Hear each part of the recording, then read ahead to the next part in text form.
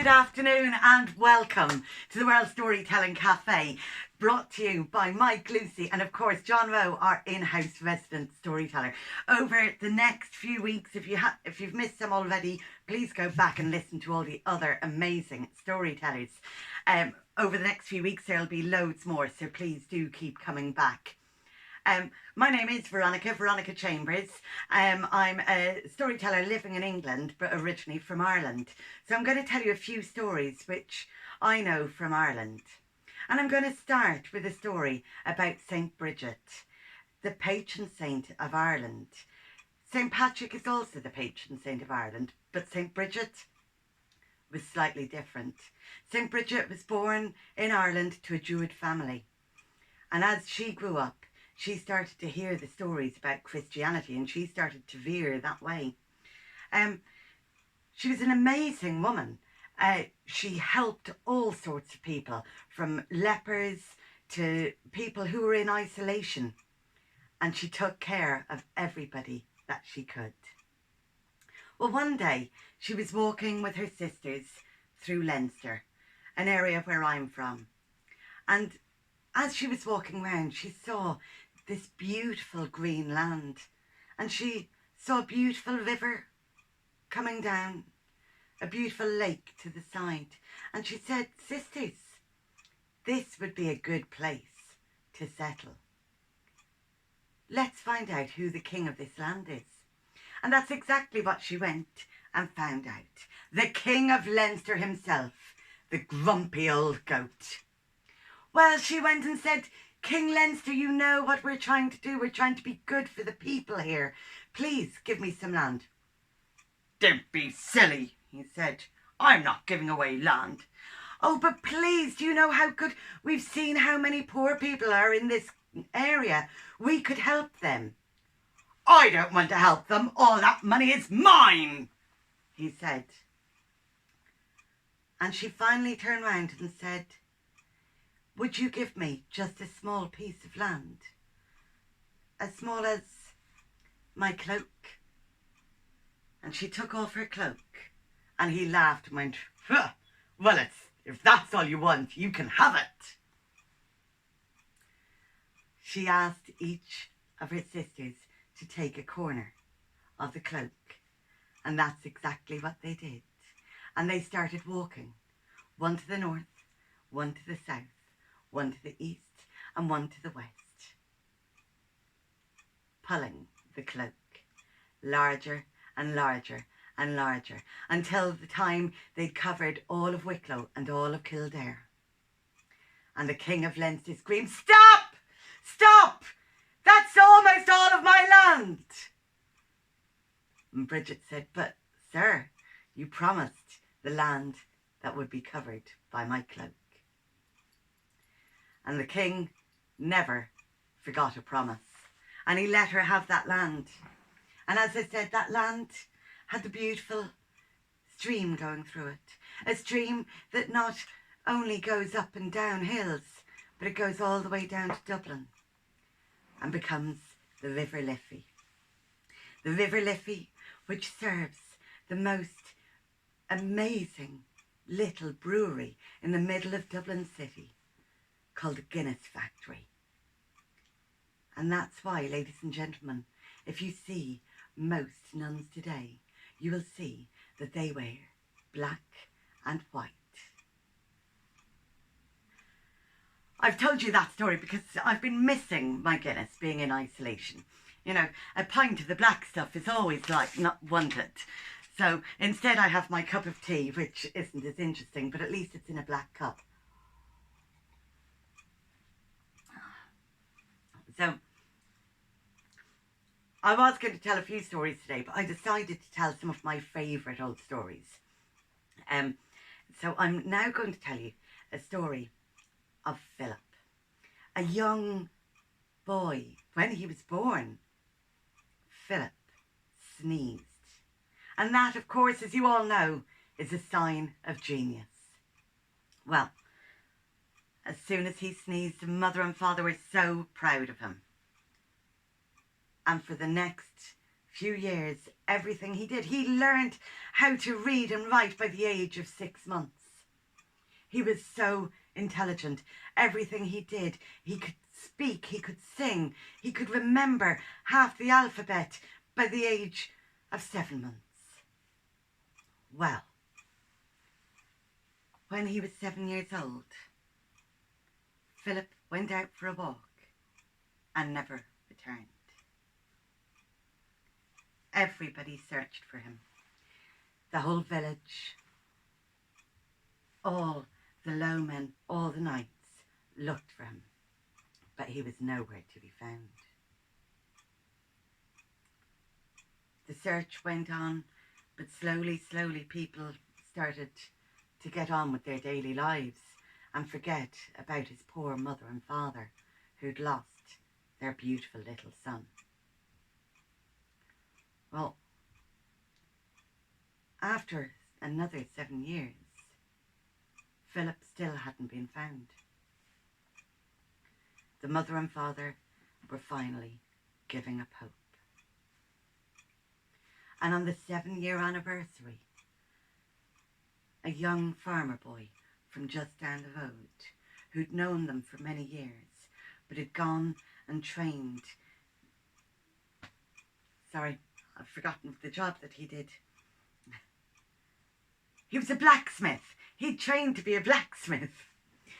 A young farmer boy who'd helped them search for years went and trained to be a blacksmith. Well, not only was he a blacksmith, also, sometimes his dreams came true. And one night he had a dream of a big, white, glorious horse. And on top of that horse was a small young boy, which he instantly recognised as being Philip. And he said, "What am I dreaming? This horse is way too big for you." And Philip whispered, "Please come and get me. My time is done. I'm with McMahon, the giant." Well, the blacksmith went, "I've had dreams like this before and I know that they're not always true. How will I know this is true?" And with that, the white horse kicked him in the face and he woke up. He looked round and he felt that lump in his head. And he decided it must be true.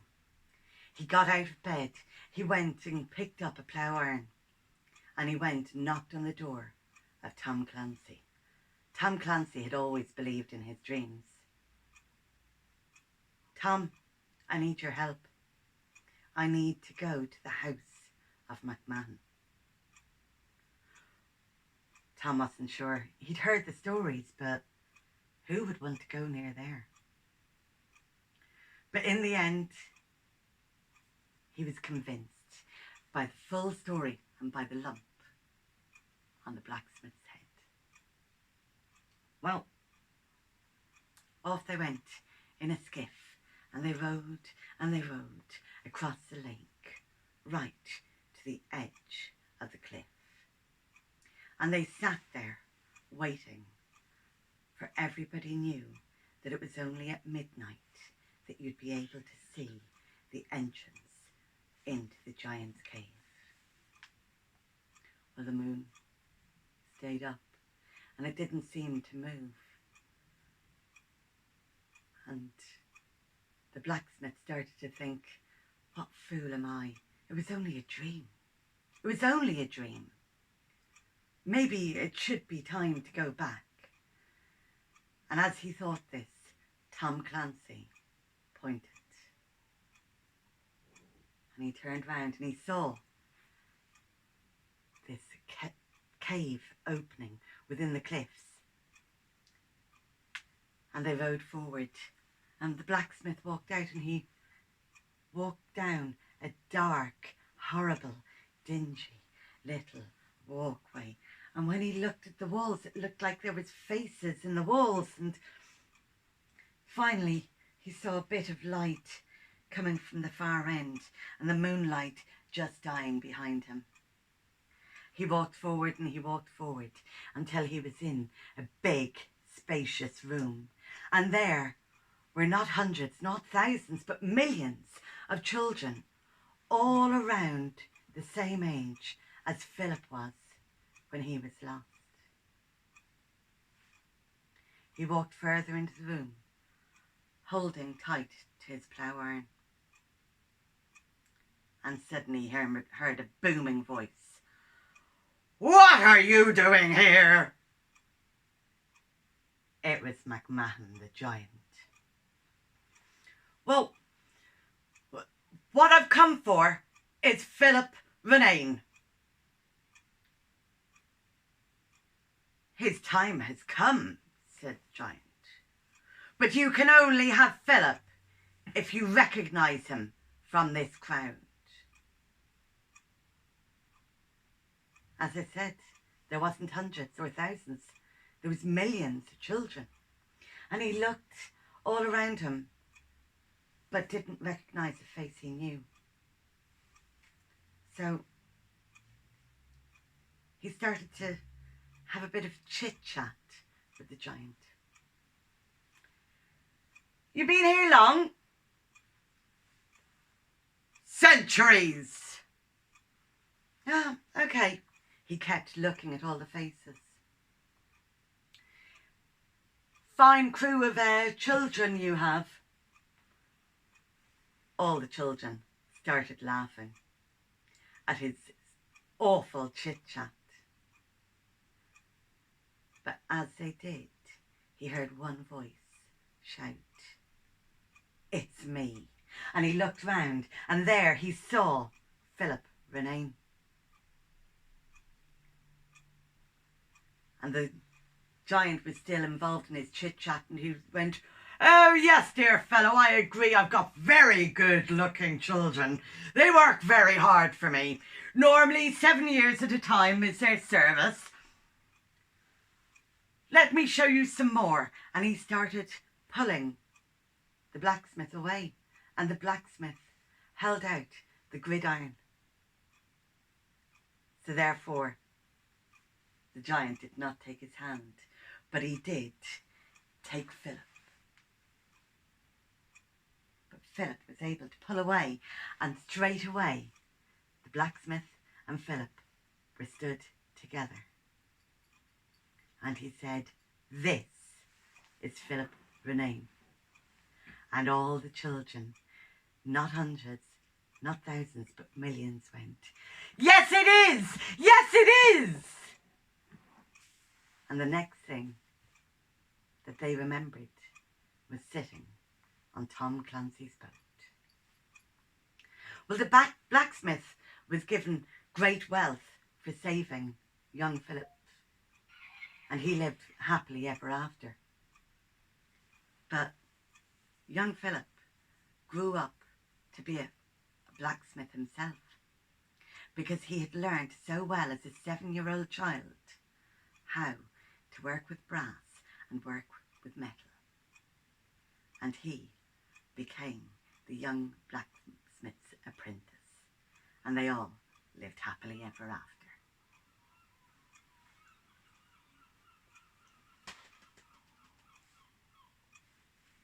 Just having my little sip of black stuff.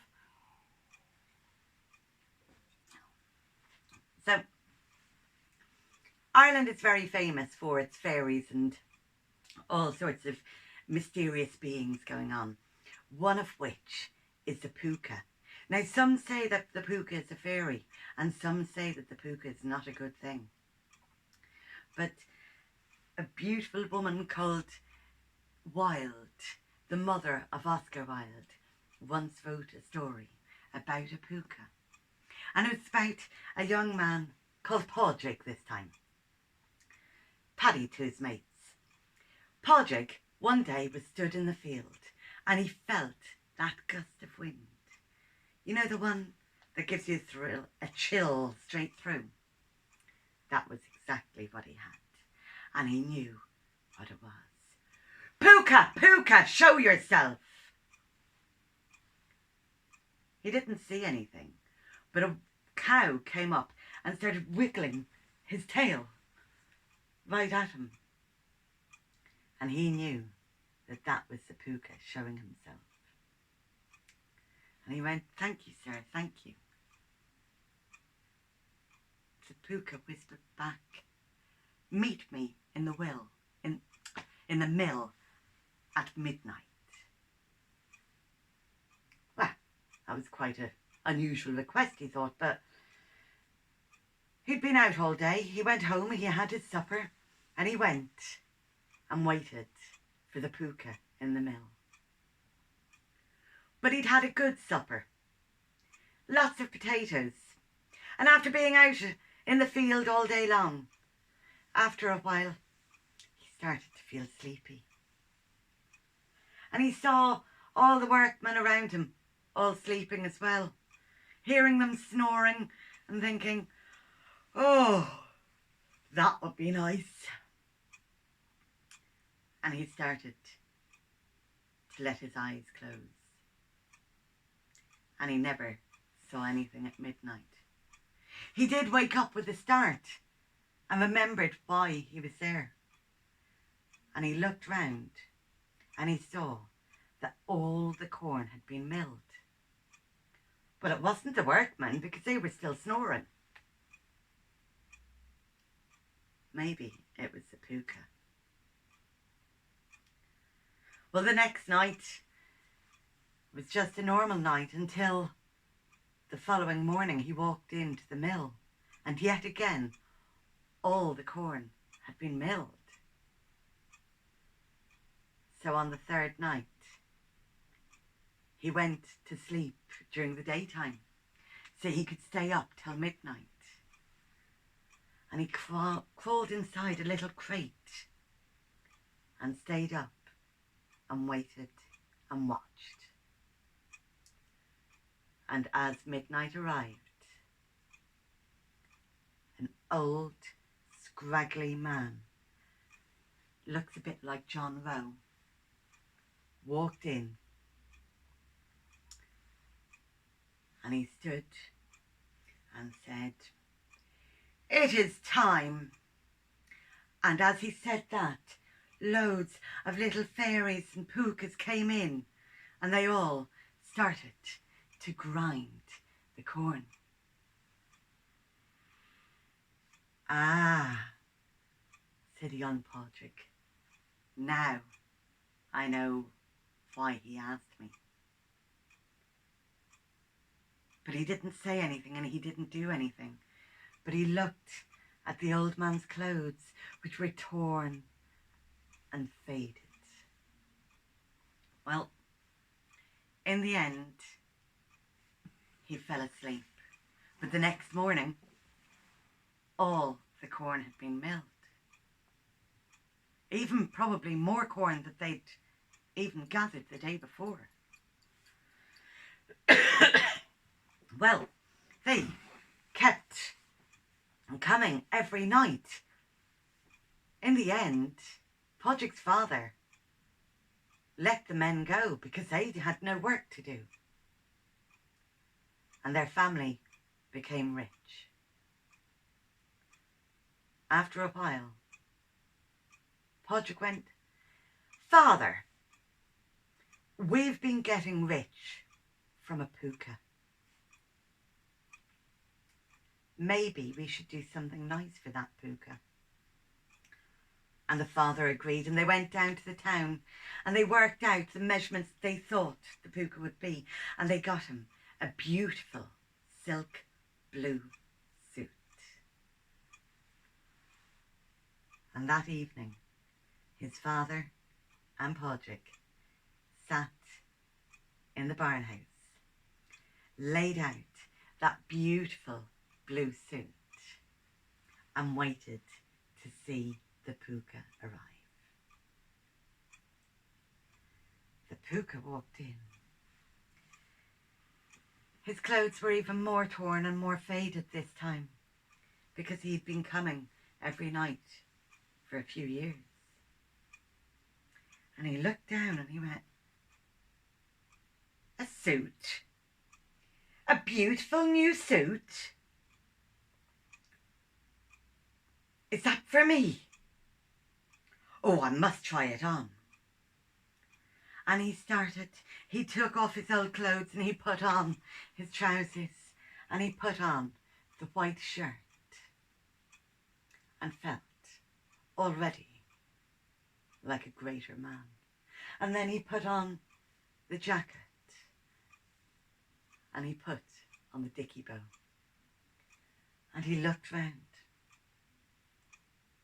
and he knew it was the perfect fit. He was happy as anything. All the fairies and pukas came in to do their work that night and he went, look at my new suit, how lovely is my new suit. And they went, yes, master, do you want us to do some work? And he went, no, no, no. I don't want to get dust on my new suit. I want to go and show my suit off. And he walked out of the barn and was never seen again. Well, Padraig and his dad saw everything. They weren't too upset because they already had riches. Padraig had already had an education and he was doing well for himself. The money they had left would do them. And they were happy that the puka had left with a beautiful blue suit. But not many years later, Padraig found a lady. And finally, it was time for them to marry. And on the night of the feast, Padraig, or Paddy to her, stood up to give his wife a toast and said, I'm so happy that I have such a beautiful woman to spend the rest of my days with. Ladies and gentlemen, I would like to toast the bride. And as he reached down for his cup, instead of the glass cup he had there, was now a beautiful golden goblet. And he knew where it had come from and was not afraid to take a sip. And his wife had a sip too. And that goblet still today stays within their family. Cup of tea time. Hang on.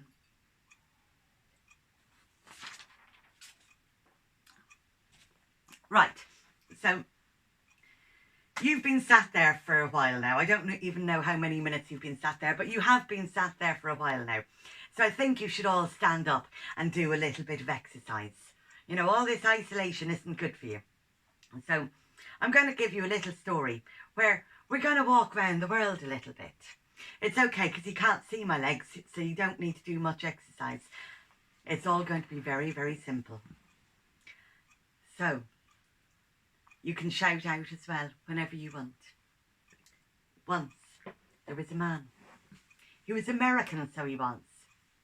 And he was from the other side of the world. Well, he decided that he would like to go back and see his relatives in Ireland.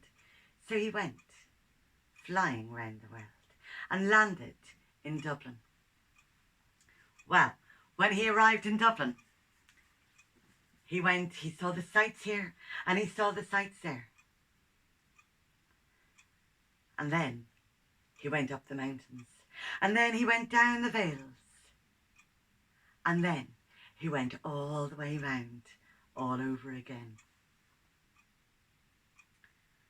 He finally met his cousins. All 1, 2, 3, 4, 5. It's Ireland.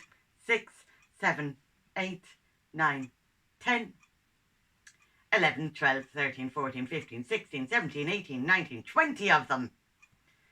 And he said, oh, I cannot wait to see Great Granny. Who was he going to see? Great Granny. And all of them said, when you get there, don't eat the butter. Don't eat the butter. Why not? don't eat the butter.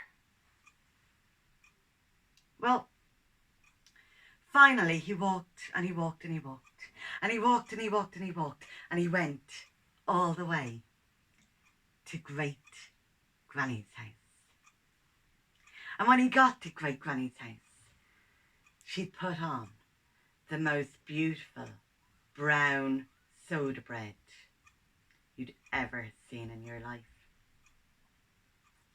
Now, if you've ever eaten Irish brown soda bread, this was 10 times better than the one you've eaten. And the grandmother cut it up, and she cut it up, and she cut it up, and she cut it up, and she cut it up. And it was all there, freshly baked that morning and smelling so good. But you know what goes on a bit of Irish soda bread? Butter. And he could hear all 20 of them saying, "Don't eat the butter! Don't eat the butter! Don't eat the butter!" But that brown bread was so good. He got the butter and he spread it this way, and he spread it that way, and he spread it this way, and he spread it that way. And he ate as much as he could. Oh, that was beautiful bread, great-grandmother. Well, now you've been here for a while, would you come and help on the field? Of course, great-grandmother. So they went outside. You need to get ready for the buckets now. He carried a couple of buckets. They were empty. They were light. He went off with the buckets and they arrived at the cows. And he sat there and he milked the cow. He was not very good at this, so it ended up that the grandmother milked the cow. And the buckets were full. And he picked the buckets up and he walked, splashing milk all over the place until they stopped where the chicken and hens were.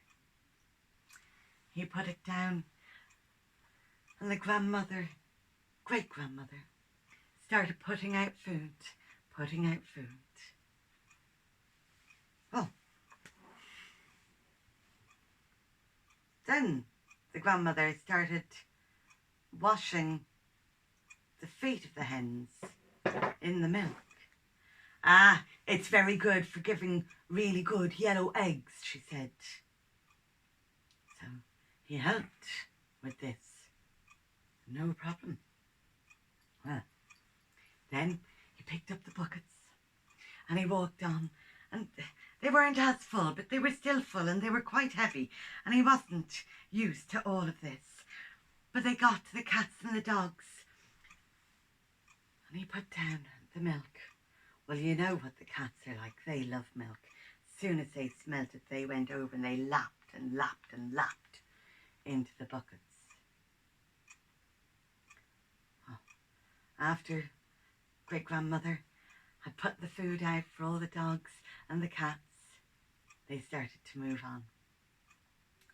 And though the buckets were a little bit lighter, they were still heavy. And they carried and carried and carried and carried until they got to the donkey. He put the milk down. And the grandmother got a big sponge and she put it into the bucket. And she got another big sponge and she put it into the other bucket. And she started to clean the donkey with the milk.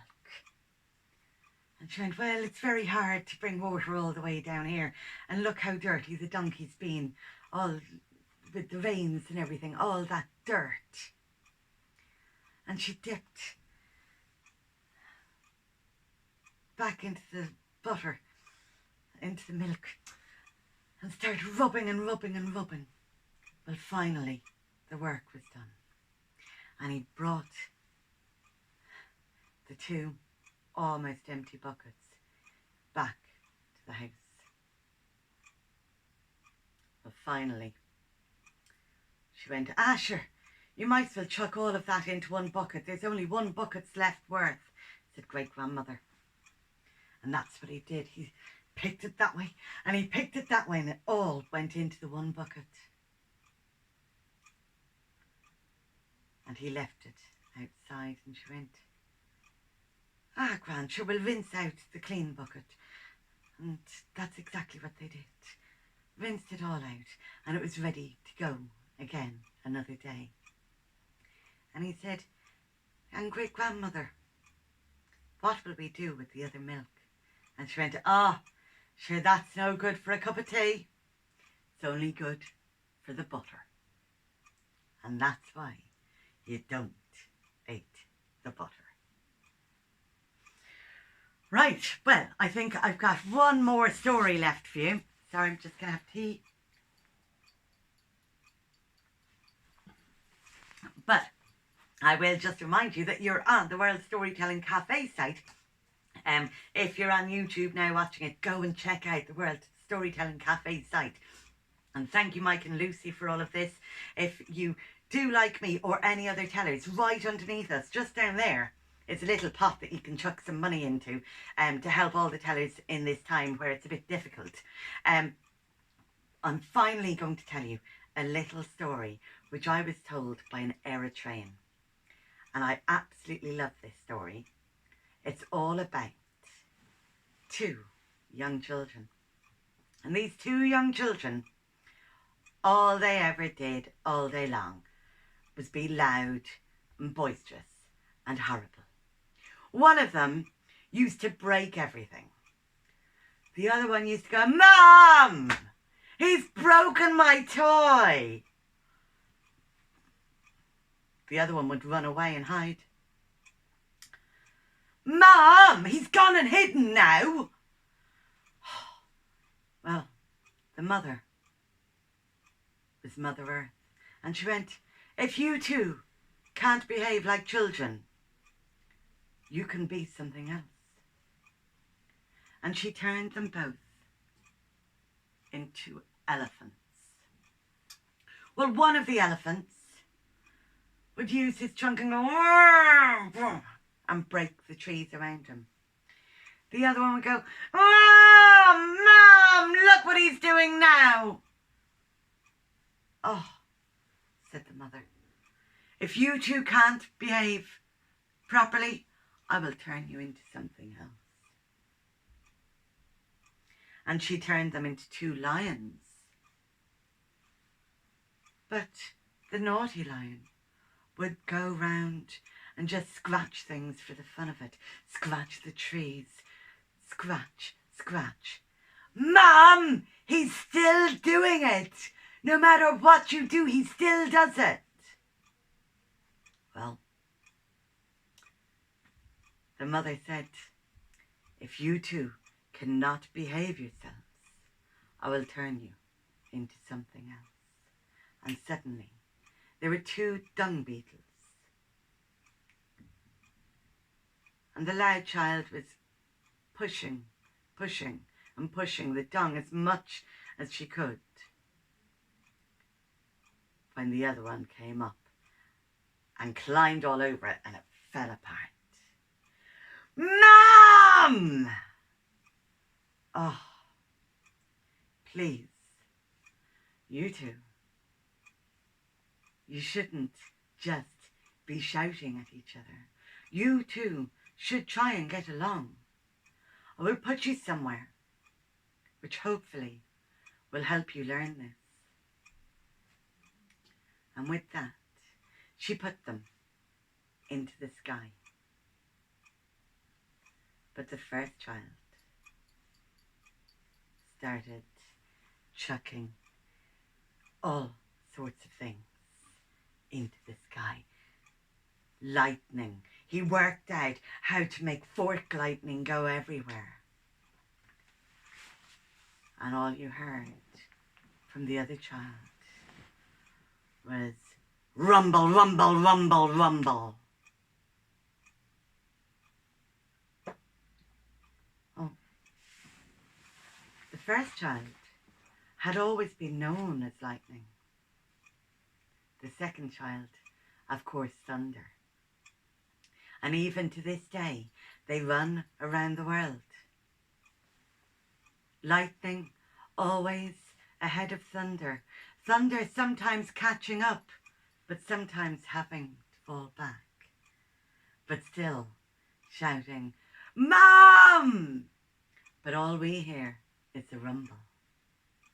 But that way, ladies and gentlemen, you will always know that the storm will pass. Thank you very much. I hope you enjoyed today and hope to see you again soon. Bye. Did you enjoy that story? Of course you did. Like they said, if you want to put a contribution in, go to the hat beneath the story on worldstorytellingcafe.com.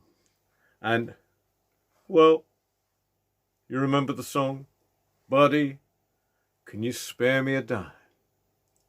Well, I'm sure every storyteller would appreciate a little in the hat. I'm going to pass it round.